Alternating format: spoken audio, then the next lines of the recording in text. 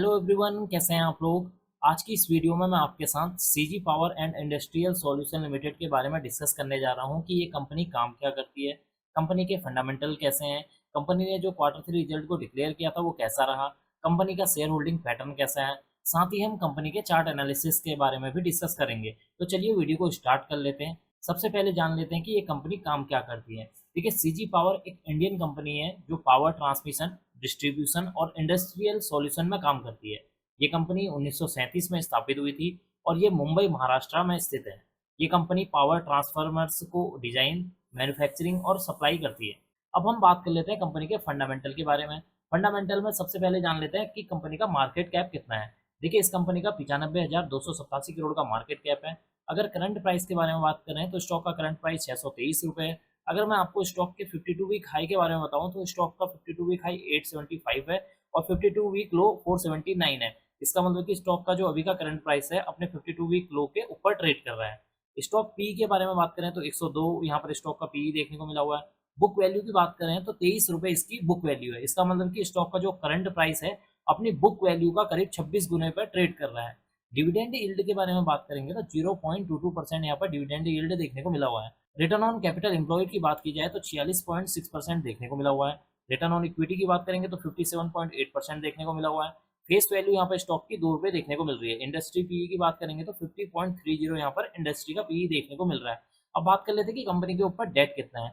देखिए, इस कंपनी के ऊपर 30 करोड़ का करीब डेट देखने को मिला हुआ है। रिजर्व की बात करेंगे तो 3,211 करोड़ का रिजर्व देखने को मिला हुआ है। इसका मतलब कि कंपनी के रिजर्व के मुकाबले कंपनी का जो डेट है वो थोड़ा सा देखने को मिल रहा है। अब हम बात कर लेते हैं कि कंपनी के पास कितने करोड़ की टोटल एसिड है।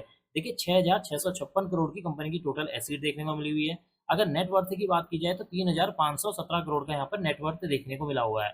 तो कुल मिलाकर देखा जाए कंपनी के यहाँ पर मुझे फंडामेंटल ठीक ठाक देखने को मिले हुए हैं। कंपनी के फंडामेंटल में यहाँ पर एक हल्का सा जो नेगेटिव पॉइंट मुझे जो नजर आ रहा है वो है बुक वैल्यू। बुक वैल्यू यहाँ पर 23 रुपये देखने को मिली हुई है, जबकि स्टॉक का जो करंट प्राइस है 623 रुपये देखने को मिला हुआ है।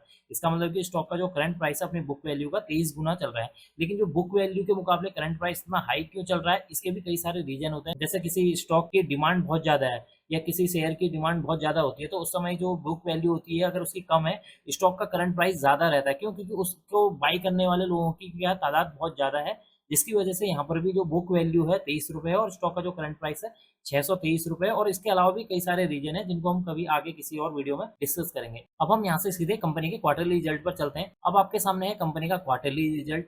देखिए, यहाँ पर जो मैंने कंपनी का क्वार्टरली रिजल्ट ओपन किया हुआ है कंसोलिडेटेड रिजल्ट है। यहाँ पर आपको जितनी भी अमाउंट नजर आ रही है ये सारी सारी अमाउंट यहाँ पर करोड़ में मेंशन है। यहाँ पर आपको जो दिसंबर 2024 वाला सेक्शन नजर आ रहा है ये वो रिजल्ट है जो कंपनी ने अभी फरवरी मंथ में डिक्लेयर किया हुआ है। इस रिजल्ट को हम प्रीवियस ईयर दिसंबर 2023 के साथ कंपेयर करने जा रहे हैं। तो सबसे पहले बात कर लेते हैं कि इस क्वार्टर में कंपनी ने कितने करोड़ की सेल्स की है। देखिए, इस क्वार्टर में कंपनी ने 2,516 करोड़ की सेल्स की है। प्रीवियस ईयर में देखेंगे तो 1979 करोड़ की यहाँ पर सेल्स देखने को मिली हुई है। इसका मतलब है कि कंपनी की जो सेल्स है उसमें एक अच्छी खासा इजाफा देखने को मिला हुआ है, जो कि इसके लिए एक पॉजिटिव पॉइंट है। बात कर लेते हैं कि कंपनी के एक्सपेंसेस कितने हुए हैं। इस क्वार्टर में कंपनी ने 2,185 करोड़ की खर्चे की हैं। प्रीवियस क्वार्टर में यहाँ पर 1,718 करोड़ के एक्सपेंसेस देखने को मिले हुए हैं। इसका मतलब है कि कंपनी के जो खर्चे हैं वो यहाँ पर बढ़ते हुए नजर आ रहे हैं। अब हम बात कर लेते हैं ऑपरेटिंग प्रॉफिट के बारे में। देखिए, कंपनी की जो सेल्स होती है जब हम उसमें से माइनस कर देते हैं एक्सपेंसेस को तो यहाँ पर निकल कर आ जाता है ऑपरेटिंग प्रॉफिट। इस क्वार्टर में कंपनी का ऑपरेटिंग प्रॉफिट 331 करोड़ है। प्रीवियस ईयर दिसंबर 2023 में 261 करोड़ का ऑपरेटिंग प्रॉफिट देखने को मिला हुआ है। इसका मतलब है कि कंपनी का जो ऑपरेटिंग प्रॉफिट है वो यहाँ पर बढ़ते हुए नजर आया है, जो कि इसके लिए क्या एक पॉजिटिव पॉइंट है। बात कर लेते हैं ऑपरेटिंग प्रॉफिट मार्जिन परसेंटेज के बारे में। देखिए, इस क्वार्टर में कंपनी का ओपीएम परसेंटेज 13% देखने को मिला हुआ है।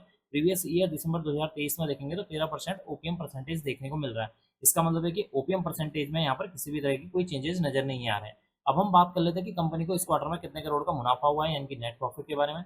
देखिए, इस क्वार्टर में कंपनी को 238 करोड़ का मुनाफा हुआ है। प्रीवियस ईयर दिसंबर 2023 में देखेंगे तो 748 करोड़ का यहाँ पर नेट प्रॉफिट देखने को मिला हुआ है। इसका मतलब कि इस क्वार्टर में कंपनी का जो नेट प्रॉफिट है वो गिरते हुए नजर आया है। क्यों गिरा हुआ है? क्योंकि अगर आप प्रीवियस ईयर दिसंबर 2023 में देखेंगे तो कंपनी की जो अदर इनकम है 579 करोड़ थी, जबकि इस क्वार्टर में कंपनी की जो अदर इनकम है 34 करोड़ देखने को मिली हुई है। इसका मतलब कि अदर इनकम में यहाँ पर गिरावट देखने की वजह से कंपनी का जो नेट प्रॉफिट है उसमें गिरावट देखने को मिल रही है। बात कर लेते हैं ईपीएस के बारे में, यानी कि अर्निंग पर शेयर के बारे में, कि एक शेयर पर कंपनी की कितने की अर्निंग हुई है। देखिए, यहाँ पर एक शेयर पर 1 रुपये 57 पैसे की अर्निंग हुई है। प्रीवियस क्वार्टर में देखेंगे तो 1 रुपये 45 पैसे है। प्रीवियस ईयर दिसंबर 2023 में देखेंगे 4 रुपये 89 पैसे की यहाँ पर अर्निंग देखने को मिली हुई है। इसका मतलब कि कंपनी के जो ईपीएस है उसमें एक अच्छी खासी गिरावट देखने को मिली हुई है, जो कि इसके लिए क्या है, एक नेगेटिव पॉइंट है। यहाँ पर जैसा कि मैंने आपको बताया कि कंपनी का जो ईपीएस हो या कंपनी का जो नेट प्रॉफिट हो उसमें गिरावट क्यों हुई है, क्योंकि कंपनी की जो अदर इनकम है उसमें गिरावट हुई है, जिसकी वजह से कंपनी का जो नेट प्रॉफिट और ईपीएस है उसमें गिरावट देखने को मिली हुई है। तो कुल मिलाकर देखा जाए कंपनी का जो रिजल्ट है यहाँ पर शानदार देखने को मिला हुआ है। कंपनी की जो सेल्स है वो बढ़ती हुई नजर आ रही है, कंपनी का जो ऑपरेटिंग प्रॉफिट है वो बढ़ता हुआ नजर आया है। ओपीएम परसेंटेज में यहाँ पर किसी भी तरह की कोई चेंजेस देखने को नहीं मिले हुए हैं। नेट प्रॉफिट में यहाँ पर एक गिरावट देखने को मिली हुई है, और ये गिरावट क्यों हुई है, क्योंकि कंपनी की जो अदर इनकम है इस क्वार्टर में कम जनरेट हुई है, जिसकी वजह से यहाँ पर नेट प्रॉफिट में गिरावट देखने को मिली हुई है। और ईपीएस में देख क्यों गिरावट हुई है, क्योंकि कंपनी का जो नेट प्रॉफिट है वो कम आया हुआ है, और नेट प्रॉफिट कम क्यों आया है, अदर इनकम की वजह से यहाँ पर नेट प्रॉफिट में गिरावट देखने को मिली हुई है, जिसकी वजह से ईपीएस में भी गिरावट देखने को मिली हुई है। तो कुल मिलाकर कंपनी का जो रिजल्ट है मुझे ठीक ठाक देखने को मिला हुआ। अब हम यहाँ से सीधे चलते हैं कंपनी के शेयर होल्डिंग पैटर्न पर। अब आपके सामने है कंपनी का share holding pattern. Share holding pattern में सबसे पहले हम जान लेते हैं कि प्रमोटर की होल्डिंग कितनी है इस कंपनी में। देखिए 58.06% की होल्डिंग प्रमोटर की है। प्रीवियस क्वार्टर में देखेंगे तो प्रीवियस क्वार्टर में प्रमोटर की जो होल्डिंग है 58.07% देखने को मिली हुई है। इसका मतलब कि यहाँ पर 0.01% की यहाँ पर प्रमोटर की होल्डिंग में गिरावट देखने को मिली हुई है। बात कर लेते हैं एफ की होल्डिंग कितनी है। देखिए इस क्वार्टर में यहाँ पर एफ की होल्डिंग 14.30 देखने को मिली हुई है। प्रीवियस क्वार्टर में देखेंगे तो 14.58% देखने को मिली हुई है। इसका मतलब कि जो एफ है उसने अपनी जो होल्डिंग है वो यहाँ पर हल्की सी कम की है, जो कि इसके लिए क्या है, एक नेगेटिव पॉइंट है। बात कर लेते हैं यहाँ पर डीआईज के बारे में। ये डीआईज की यहाँ पर होल्डिंग 11.91% देखने को मिली हुई है। अगर हम प्रीवियस क्वार्टर में देखेंगे तो 11.43% देखने को मिली थी। इसका मतलब कि जो डीआई है उसने अपनी यहाँ पर होल्डिंग जो इंक्रीज की है, जो कि इसके लिए क्या है, एक पॉजिटिव पॉइंट है। बात कर लेते हैं पब्लिक होल्डिंग के बारे में।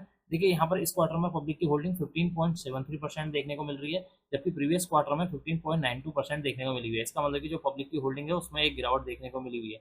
तो कुल मिलाकर देखा जाए कंपनी का जो शेयर होल्डिंग पैटर्न है वो ठीक ठाक देखने को मिला हुआ है। एक बार मैं प्रमोटर के नेम को आपको दिखा देता हूँ कि इस कंपनी के प्रमोटर कौन कौन शामिल है। तो यहाँ पर कई सारे नेम आप देख सकते हैं जो कि प्रमोटर की लिस्ट में शामिल है। अब मैं आपको यहाँ से सीधे कंपनी के चार्ट पे ले जाता हूँ। अब आपके सामने कंपनी का चार्ट है। यहाँ पर जो मैंने चार्ट ओपन किया हुआ है ये डे का चार्ट है। इस डे के चार्ट में ये जो आपको येलो कलर की लाइन नजर आ रही है ये 50 डीएमए की लाइन है। डीएमए की फुल फॉर्म होती है डेज मूविंग एवरेज। और यहाँ पर आपको ये ब्लू कलर की जो लाइन नजर आ रही है ये 200 डीएमए की लाइन है। इसका मतलब कि जो स्टॉक का जो अभी का करंट प्राइस है अपने 50 और 200 डीएमए के नीचे ट्रेड कर रहा है, जो कि इसके लिए एक हल्का सा नेगेटिव पॉइंट है। देखिए मैं आपको 1 अप्रैल के हिसाब से बता देता हूँ। यहाँ पर स्टॉक का जो प्राइस था 1 अप्रैल के दिन 615 रुपये है। और 200 डीएमए की बारे में बात करते हैं, 200 डीएमए यहाँ पर निकल कर आया है 650 रुपये 60 पैसे। और अगर हम 50 डीएमए के बारे में बात करें तो 50 डीएमए का यहाँ पर प्राइस निकल कर आ रहा है 629 रुपये 18 पैसे। इसका मतलब कि जो स्टॉक का जो अभी करंट प्राइस है अपने 50 और 200 डीएमए के नीचे ट्रेड कर रहा है। तो बात कर लेते हैं कि आने वाले दिनों के लिए इसके क्या सपोर्ट एंड रेजिस्टेंस रह सकते हैं। देखिए इसके लिए पहला जो यहाँ पर रेजिस्टेंस निकल कर आया है वो है 717 रुपये का जोन। 717 रुपये जब तक स्टॉक का प्राइस ब्रेक नहीं करेगा तब तक इसके अंदर किसी भी तरह की कोई तेजी आने की मुझे पॉसिबिलिटी नजर नहीं आ रही है। सेकंड यहाँ पर रेजिस्टेंस है 800 रुपये। जैसे ही स्टॉक का प्राइस अपने इस 800 को ब्रेक कर देता है, ब्रेक करने के बाद 2 से 3 दिन इसके ऊपर ट्रेड करता है, तो इस स्टॉक के अंदर वापस एक अच्छी खासी तेजी देखने को मिल सकती है। नीचे की ओर को जो पहला यहाँ पर सपोर्ट निकल कर आ रहा है वो है 580 रुपये। और सेकंड यहाँ पर जो सपोर्ट निकल कर आ रहा है वो है 520 रुपये। इसका मतलब कि स्टॉक का प्राइस अगर 580 को ब्रेक करता है, ब्रेक करने के बाद 30 मिनट की कैंडल इसके नीचे क्लोज होती है, या किसी भी दिन जो है 580 के नीचे इसकी क्लोजिंग आती है, तो स्टॉक का जो प्राइस है 520 तक जा सकता है। तो ये इस स्टॉक के रिगार्डिंग आने वाले दिनों के लिए सपोर्ट एंड रेजिस्टेंस है।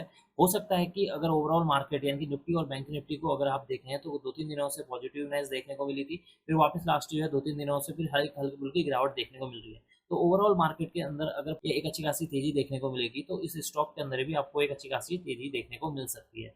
तो ये था इस स्टॉक के रिगार्डिंग फंडामेंटल एनालिसिस और चार्ट एनालिसिस। आप मुझे कमेंट बॉक्स में कमेंट करके बता सकते हैं कि आपको इस कंपनी के फंडामेंटल कैसे लगे। अब मैं इस वीडियो को यहीं पर एंड करूंगा। उम्मीद करता हूं कि आपको यह वीडियो पसंद आई होगी। अगर आपको यह वीडियो पसंद आई तो please like share and subscribe करना। Thank you.